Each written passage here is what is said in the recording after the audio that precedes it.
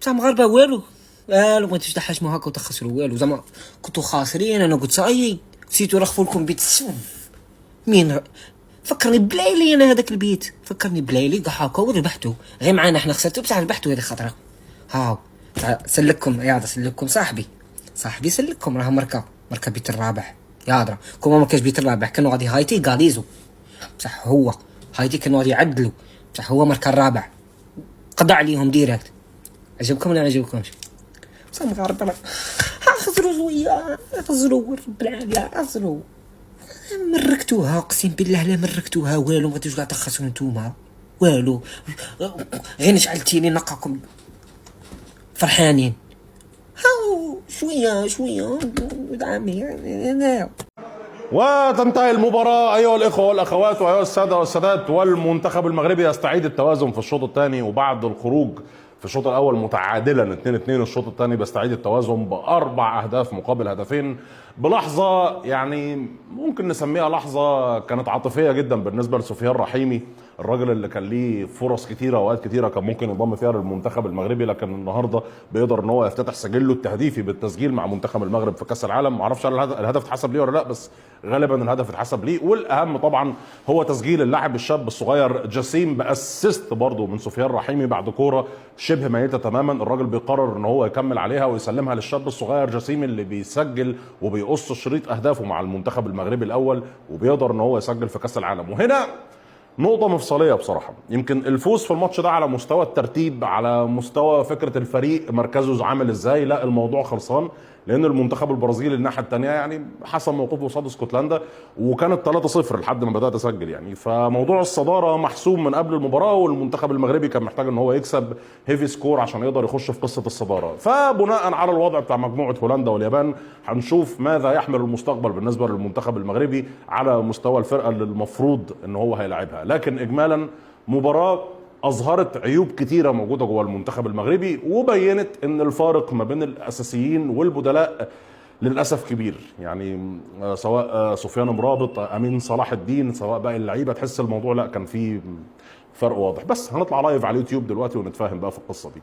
الله على جنون كرة القدم، 4 أهداف بشوط الأول بين المغرب وهايتي. مباراة كانت تتصل بالسهولة بحكم أنه طرف يعني منتخب هايتي، لكن شنو هايتي صاروا البرازيل أمام المغرب، مرتين تقدموا بالنتيجة. المنتخب المغربي قدر يعدل النتيجة، وهذا الشيء يعني كان جيد.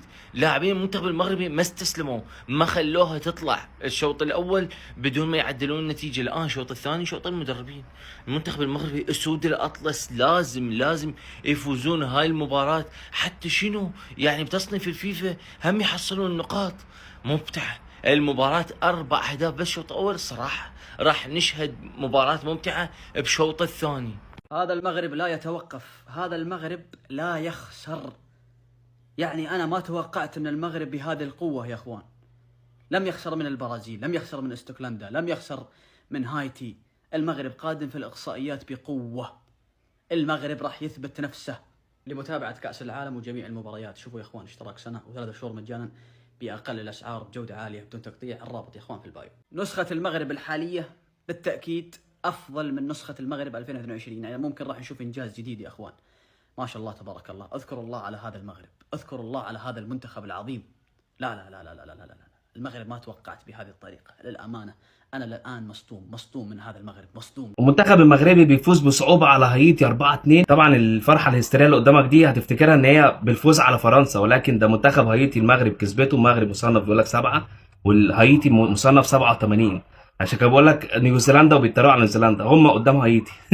طبعا اشرف حكيمي بالون دوري، نجم اللقاء، عمل كل حاجه في الكوره. الواحد يقول اللي ليه واللي عليه، زي ما قال لك نيوزيلندا انا اقول برضو، فاهم؟ لكن الكوره تاريخ يا حكيم والله. اتمنى ابراهيم بانينكا يشارك في كل مباراه، عشان بحس ان هو وش السعد وبيعمل شكل للملعب بامانه يعني، وبيخلي الفريق المنافس يكون اقوى. فاتمنى كل ماتش. وبانتظار من سيقوم بطرد المغرب في دور ال 32 من كاس العالم. كده نقدر نقول ان 1000 مليون مبروك للمملكه المغربيه وشعبها على فوزهم على هايتي. ولكن يا جماعه اكلمكم الكوره، في دور ال 32 اللي جاي لو المنتخب المغربي قدم الاداء ده صدقني مش هيعدي منه. اخطاء فرديه ساذجه، الاداء المغربي كل ماتش عن الماتش اللي قبله بيتراجع، معرفش ليه. اتمنى كامل التوفيق للمنتخب المغربي وجميع المنتخبات العربية في اللي جاي.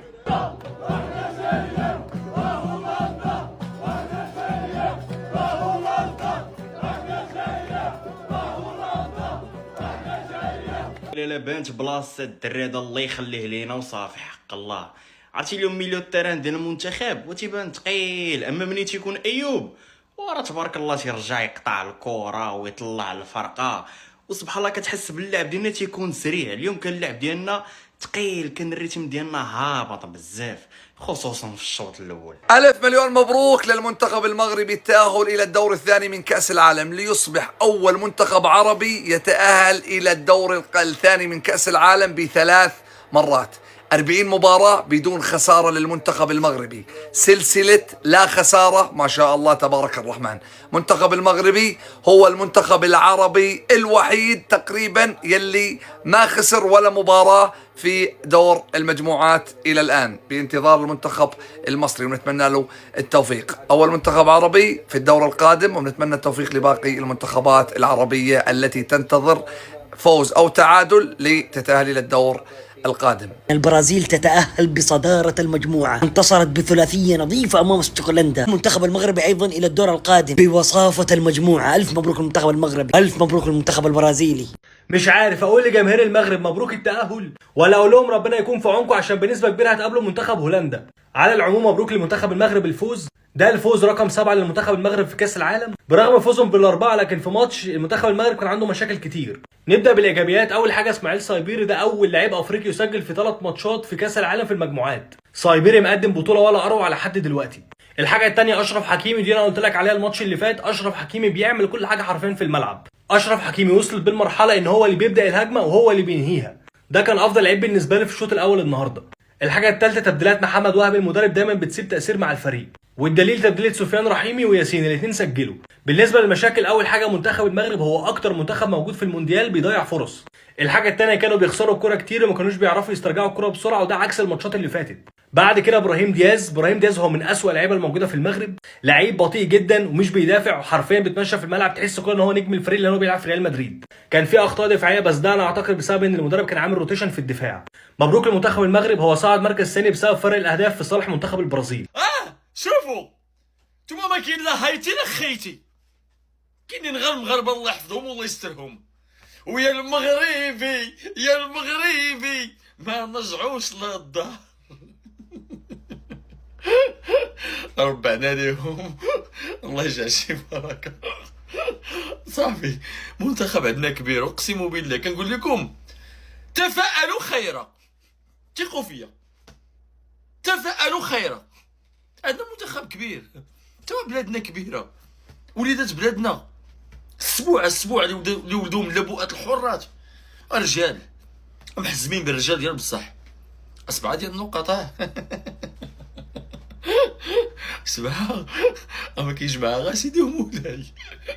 سمعتي 7 يا امي. اسال الله يحفظكم الوليدات، اسال الله يستركم والله يكبر بكم والله يعطي لكم صحيحتكم، فرحتونا كبرتوا بينا رفعتوا براسنا. شوفوا هادشي غنبقى نديرو مع اي منتخب غنخليوه ماركي علينا ندورو عليه. حنا المغاربه بحال الزمان اقسم بالله. وهادي ما المغرب التيمين والناس نايمين يابا دول ما يقدرش عليهم غير ربنا. كانوا خسرانين 2-0 لكن لا، رجعوا تاني سجلوا هدف وسجلوا التاني وسجلوا التالت وسجلوا الرابع. ده معاهم كريستيانو يابا للمباراة التالتة على التوالي بيسجل، المباراة الأولى المباراة التانية المباراة التالتة كل مباراة بيسجل. ده كريستيانو العرب. اسماعيل صايبري ده يستحق لقب كريستيانو العرب. مش طبيعي المنتخب ده بسم الله ما شاء الله، الفوز في كأس العالم أصبح عنده حاجة عادية زي ما قلتها لك قبل كده. لا مفيش مشاكل عنده خالص، مفيش تعثرات، مفيش حاجه. لا ده نوع على كاس العالم يا عم. ملهوش حل المغربي والله. منتخب المغرب يا جماعه ما بيفوتش فرصه غير لما يثبت لنا هو منتخب عالمي، وان هو موجود في الترتيب الخامس على العالم ده مش من فراغ. النهارده منتخب هايتي تقدم مره، لا مرتين، ومع ذلك المغرب يجيبه ويرجع وينتصر عليه. المنتخبات الكبيره دي ما بتستسلمش بسهوله، والمباراه ما بتنتهيش غير بصافره الحكم.